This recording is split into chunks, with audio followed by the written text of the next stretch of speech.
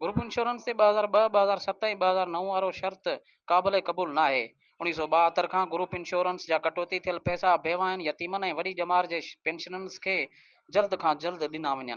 अहिड़ो इज़हार all Sindh retired government servant association जे सदर Jan Mohammad diary press release जारी कंदे कयो। हिन वधीक चयो त जॾहिं खां ग्रुप इंश्योरेंस ॾिनी वई त उन वक़्तु को बि शर्त न हो। सिंध हुकूमत स्टेट लाइफ इंश्योरेंस सां मिली करे अरबें रुपया हड़प करे छॾिया आहिनि। असां कॾहिं बि सिंध हुकूमत खे इहा रक़म हज़म करणु न ॾींदासीं ऐं का बि डील या शर्त क़बूल न कंदासीं। असां कोर्टनि जो दर खड़काईंदासीं ऐं एतिजाजी मुज़ाहिरा ऐं धरणा हणंदासीं। हिन वधीक चयो त बैनुअल फंड 1960 खां हुकूमत व्हीलचेयर जे नाले ते मुलाज़िमनि खां कटे रही आहे, जेका रक़म अरबनि रुपया ठहे थी। इहा रक़म सिंध हुकूमत किथे ख़र्च करे रही आहे का ख़बर नाहे। सिर्फ़ु चंद मुलाज़िमनि खे ॾिनी वई, बाक़ी ॿारहाड़ी जे 44% मुलाज़िमनि खे हिकु रुपयो बि न मिली सघियो आहे।